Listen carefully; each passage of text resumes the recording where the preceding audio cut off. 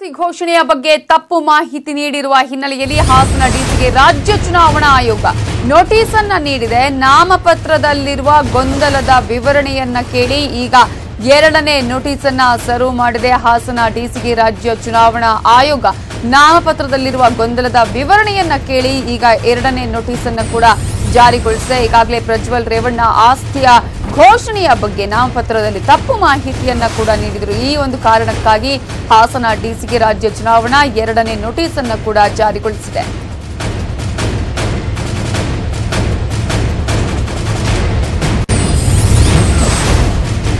ಇವಾಗ ಡೀಟೇಲ್ಸ್ ಕೊಡೋದಕ್ಕೆ ನಮ್ಮ ರಿಪೋರ್ಟರ್ ಅಶೋಕ್ ಈಗ ಫೋನ್ ಸಂಪರ್ಕದಲ್ಲಿದ್ದಾರೆ. ಅಶೋಕ್, ಈಗ ಮೊದಲ ನೋಟಿಸ್ಗೆ ಆನ್ಸರ್ ಮಾಡಿರ್ಲಿಲ್ವಾ? ಹೇಗೆ ಈಗ ಎರಡನೇ ನೋಟಿಸ್ ಅನ್ನ ಯಾವಾಗ ಜಾರಿಗೊಳಿಸಲಾಗಿದೆ? ಅದರಲ್ಲಿ ಇರುವಂತಹ ಅಂಶಗಳು ಏನೇನು ಅಶೋಕ್? ಏನು ಮೈತ್ರಿ ಅಭ್ಯರ್ಥಿ ಪ್ರಜ್ವಲ್ ರೇವಣ್ಣಗೆ ಮತ್ತೆ ಸಂಕಷ್ಟ ಎದುರಾಗಿರುವಂತಹ ಭೀತಿ ಈಗ ಇದಾಗಿದೆ. ಅಂದ್ರೆ ಅವರು ಅಫಿಡವಿಟ್ ಸಲ್ಲಿಸುವಂತಹ ವೇಳೆ ಸುಳ್ಳು ಪ್ರಮಾಣ ಪತ್ರ ಸಲ್ಲುವಂತಹ ವೇಳೆ ಸುಳ್ಳು ಮಾಹಿತಿಯನ್ನು ನೀಡಿದ್ದಾರೆ ಅನ್ನುವಂತ ಆರೋಪ ಕೇಳಿಬಂದಿತ್ತು. ಜೊತೆಗೆ ಹಿಂದೆ ಕೂಡ ಬಿಜೆಪಿ ಅಭ್ಯರ್ಥಿ ಎ ಕೂಡ ಆರೋಪವನ್ನ ಮಾಡಿದ್ರು. ಆದ್ರೆ ಈಗ ಆರ್ಡಿ ಕಾರ್ಯಕರ್ತ ಟಿ.ಜೆ. ಅಬ್ರಾಮ್ ರವರು ರಾಜ್ಯ ಚುನಾವಣಾ ಆಯೋಗಕ್ಕೆ ದೂರು ನೀಡಿದ್ರು. ಈ ಹಿನ್ನೆಲೆಯಲ್ಲಿ ರಾಜ್ಯ ಚುನಾವಣಾ ಆಯೋಗ ಹಾಸನ ಜಿಲ್ಲಾಧಿಕಾರಿಗೆ ನೋಟಿಸ್ ಅನ್ನ ಜಾರಿ ಮಾಡಿರುವಂತದ್ದು. ಈ ಬಗ್ಗೆ ಕೂಲಂಕುಷವಾಗಿ ತನಿಖೆ ಮಾಡಿ ಅನ್ನುವಂತಹ ಉಲ್ಲೇಖವನ್ನ ಮಾಡಿ ಈಗ ನೋಟಿಸ್ ಅನ್ನ ಜಾರಿ ಮಾಡಿದೆ.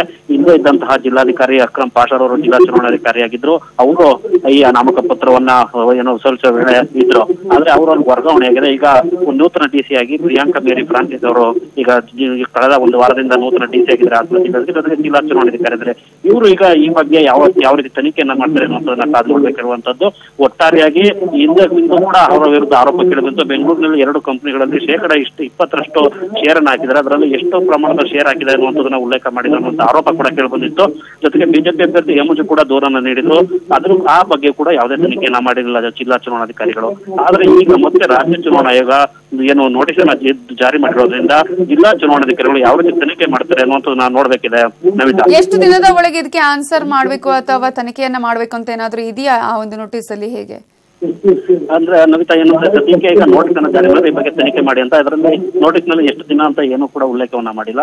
ಆದ್ರೆ ಮೋಸ್ಟ್ಲಿ ಈಗ ಚುನಾವಣೆ ಇನ್ನು ಕೇವಲ ಸುಮಾರು 3-4 ದಿನ 4-5 ದಿನ ಇರೋದ್ರಿಂದ ಈಗಲೇ ಇಮಿಡಿಯೇಟ್ ಆಗಿ ತನಿಖೆಯನ್ನ ಮಾಡಿ ಎನ್ನುವಂಥದ್ದನ್ನ ಆದೇಶವನ್ನ ಕೂಡ ರಾಜ್ಯ ಚುನಾವಣಾ ಆಯೋಗ ಏನು ಅದರ ನೋಟಿಸ್ ನಲ್ಲಿ ಉಲ್ಲೇಖ ಮಾಡಿರುವಂತದ್ದು. ಈ ತಕ್ಷಣ ಈಗ ಏನು ಯಾವ ರೀತಿ ತನಿಖೆಯನ್ನ ಮಾಡ್ತಾರೆ ಅವರು ಅಥವಾ ಆ ಪ್ರಮಾಣ ಪತ್ರವನ್ನ ಈ ಹಿಂದೆ ಕೂಡ ಏನು ಬಿಜೆಪಿ ಅಭ್ಯರ್ಥಿ ಎ ಅವರು ದೂರ ನೀಡಿದಂತ ಸಂದರ್ಭದಲ್ಲಿ ಅವರನ್ನ ಕರೆದು ಮಾಹಿತಿಯನ್ನ ಪಡೆದಿದ್ರು.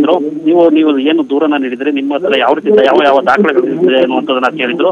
ಅದಕ್ಕೂ ಕೂಡ ಕಳೆದ 4-5 ದಿನಗಳಿಂದ ಎ ಕೂಡ ಉತ್ತರವನ್ನ ನೀಡಿದ್ರು. ಅದಕ್ಕೆ ಕೆಲ ದಾಖಲಾತಿಗಳನ್ನು ಕೂಡ ಸಲ್ಲಿಕೆಯನ್ನ ಮಾಡಿದ್ರು. ಇದರ ಆಧಾರದ ಮೇಲೆ ಈಗ ಪ್ರಜ್ವಲ್ ರೇವಣ್ಣನ ಕರೆದು ಏನು ತನಿಖೆಯನ್ನು ಮಾಡುವಂತ ಎಲ್ಲಾ ಸಾಧ್ಯತೆಗಳಿದೆ. ಅಂದ್ರೆ ಇದು ಚುನಾವಣೆ ಮೇಲೆ ಎಫೆಕ್ಟ್ ಆಗುವ ಸಾಧ್ಯತೆ ಇದೆಯಾ ಹೇಗೆ ಅಶೋಕ್? ಅಂದ್ರೆ ಈಗ ಚುನಾವಣೆ ಸಂದರ್ಭ ಇರೋದ್ರಿಂದ ಇದು ಕೂಡ ಚುನಾವಣೆ ಮೇಲೆ ಪರಿಣಾಮ ಬೀರುವಂತಹ ಎಲ್ಲಾ ಸಾಧ್ಯತೆಗಳು ಕೂಡ ಇರುವಂತಹದ್ದು. ಹಿಂದಿನಿಂದ ಕೂಡ ಅಂದಿನಿಂದ ಈವರೆಗೂ ಕೂಡ ಒಂದು ಆರೋಪ ಕೇಳಿದಂತೂ ಅತಿ ಪ್ರಮಾಣದಲ್ಲಿ ಸುಳ್ಳು ದಾಖಲಾತಿ ನೀಡಿದ್ದಾರೆ ಅಂತ. ಇದಕ್ಕೆ ಸಚಿವ ರೇವಣ್ಣ ಕೂಡ ಸ್ಪಷ್ಟನೆ ನೀಡಿದ್ರು. ಜೊತೆಗೆ ಪ್ರಜ್ವಲ್ ರೇವಣ್ಣ ಕೂಡ ಸ್ಪಷ್ಟನೆ ನೀಡಿದ್ರು.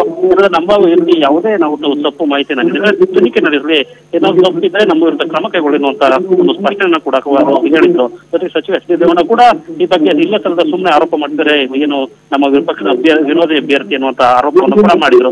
ಈ ಬಗ್ಗೆ ರಾಜ್ಯ ಚುನಾವಣಾ ಆಯೋಗ ನೋಟಿಸ್ ನೀಡಿರೋದ್ರಿಂದ ಜಿಲ್ಲಾ ಚುನಾವಣಾಧಿಕಾರಿಗಳು ಯಾವ ನಡೆಯನ್ನು ಅನುಸರಿಸ್ತಾರೆ, ಈ ಬಗ್ಗೆ ಯಾವ ರೀತಿ ತನಿಖೆನ ಮಾಡ್ತಾರೆ ಅನ್ನುವಂಥದ್ದು ಜಿಲ್ಲಾ ಚುನಾವಣಾಧಿಕಾರಿ ಅವರ ತನಿಖೆ ಆಧಾರದ ಮೇಲೆ ಎಲ್ಲವೂ ಕೂಡ ನಿಂತಿದೆ. Okay, thank you Ashok ಡೀಟೇಲ್ಸ್ಗೆ.